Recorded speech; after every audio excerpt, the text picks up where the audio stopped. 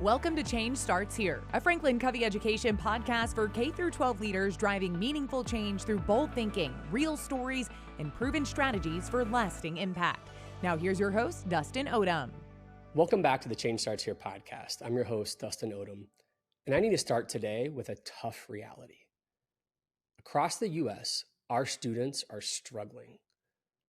The most recent Nations Report Card shows that only 22% of our high school seniors are proficient in math. Put another way, if you walk into a graduating class of 100 seniors, only 22 of them can do math at the level expected. The other 78, nearly 4 out of 5, are leaving high school without those skills. And this just isn't a number on a test. As most of you know, I taught math, and so I really believe that this has real-world consequences. College success plummets. Students who can only do basic algebra are 3 times less likely to earn a 4-year degree than those who studied more advanced math. STEM opportunities will disappear. A strong math foundation is essential for high-paying jobs in science, technology, engineering, and math. And without it, the pipeline for tomorrow's doctors, engineers, coders, and innovators just shrink. And that threatens our global competitiveness. And from the last one, for me, inequality grows wider. The gap between the highest and low performing students in math has never been wider than it is today. And who suffers the most? Students from disadvantaged backgrounds, which means fewer opportunities for high-paying jobs. And reading, it's honestly not much better. Just 35% of seniors are proficient, which means nearly 2/3 of our students leave high school with unprepared to analyze, comprehend, and communicate at the level needed for college and career success. And while that's happening, nearly 1 in 3 students are chronically absent. That's over 13 million kids missing 18 or more days of school every year. To put that in perspective, that's like the entire population of Pennsylvania and Ohio combined just not showing up for school. Now, I know what you're thinking. Schools are working hard. Teachers are teaching more content than ever. Districts are pouring resources into remediation, and principals are studying new instructional strategies. And all of that is critical. But here's the paradigm shift I want to challenge us with today. Are we only teaching for academics, or are we also empowering students to lead their own learning? Because here's the truth. If students don't feel ownership of their learning, the very best instructional strategies will only get us part of the way there. John Hattie, whose research on visible learning has shaped education worldwide, put it bluntly.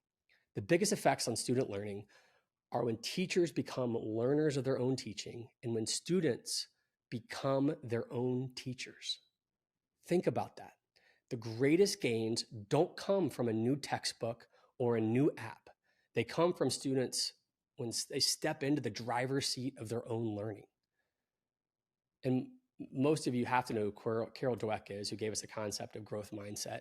She says that students who believe in that they can develop their abilities are more motivated to learn, more likely to embrace challenges, and more resilient when they embrace setbacks. We're not just teaching math and reading. We're shaping how students see themselves. Do they see themselves as passive recipients of information or as active learners with the power to grow and lead? Because here's the connection. Without student ownership, the numbers we just looked at, college success, STEM readiness, those problems don't just persist, they compound. I spent years working with schools on academic performance, attendance, and teacher retention, and I learned something important. All the strategies in the world don't stick unless the culture changes, unless students feel like they have skin in the game. That's why I came to Franklin Covey. I wanted to be part of growing this great Leader in Me process all across the world, because for me and anybody else who's been a part of it, Leader in Me is not just another program. It's a framework built on a core paradigm that educators are to empower the students to lead their own learning. And what that looks like in practice is students set and track their own goals. They're not waiting for a test score to tell them how they're doing. They already know. They own their scoreboard. Students reflect on and present their own progress. Picture a student leading a parent-teacher conference. Instead of being talked about, they're actually doing the talking, showing growth, owning challenges, setting their next steps. Suddenly, accountability and pride are on a whole new level. How about students leading in the classroom? They facilitate discussions, collaborate with peers, solve problems, and contribute their voice. When schools embrace this, instruction stops being something done to students. It becomes something students own, and that ripple effect is powerful. Attendance improves, engagement skyrockets, and yes, academics accelerate. And here's why that matters at a systemic level. When students own their own learning, more of them succeed in college, more of them are ready for STEM pathways, and more of them overcome barriers that have held them back and held back disadvantaged communities for generations. This isn't just about school. It's about the future workforce. And honestly, I know it sounds crazy right now, but the health of our democracy. Now, let me pause here to celebrate many of you who are listening right now. I know some of you listening are already leaning into the student empowerment. You're giving student voice, you're letting them lead discussions, you're tracking goals alongside them. And if that's you, thank you. Keep going. You're showing us what's possible. But I also want to encourage those of you who feel like you've tried this and it hasn't clicked yet. Maybe you rolled out student goal setting and it fizzled. Maybe you tried student-led conferences and it felt awkward, and it does early on. But let me remind you, you aren't failing. You are in the messy middle of transformation, and transformation is always messy. Don't stop. Stay the course. This is worth it. So what do we do with all this? How do we take the urgency of academic gaps and combine it with the empowerment students need? Here's my challenge for each of you this month. For district leaders, in your next cabinet or board meeting, don't ask about test scores. Ask about how are we empowering students to lead their own learning? Principals, during your walkthroughs, don't just watch what the teacher is doing, watch what the students are doing. Ask, are students leading, reflecting, tracking, owning?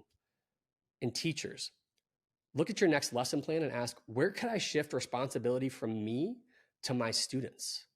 It doesn't have to be everything at once. Even a small adjustment, one student-led discussion, one goal reflection can spark ownership. And here's the kicker. This isn't just about adding something to your plate. It's about changing your entire plate. When students own their learning, teaching becomes more joyful, not less, and outcomes improve for everyone, students, teachers, and schools. Instruction matters. Of course it does. But instruction without empowerment is just a one-way street. Students show up, get taught, and we just hope it sticks. But when we empower students, instruction becomes a partnership. Students set goals, track growth, reflect, lead. Ultimately, they believe in their own ability to learn. That's when your classrooms will transform. That's when attendance climbs. That's when students are not just prepared for college, but for life and for leadership. As John Hattie said, the greatest gains come when students become their own teachers.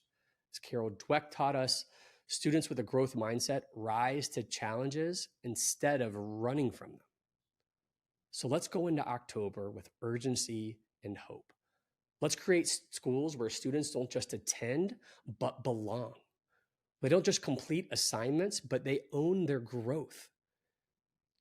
And before we go, I just want to make one personal ask. If this conversation speaks to you or spoke to you in any way, don't let it end here. Share this episode with a colleague, a teammate, even your entire leadership cabinet, because these ideas spark even more change when we spread them.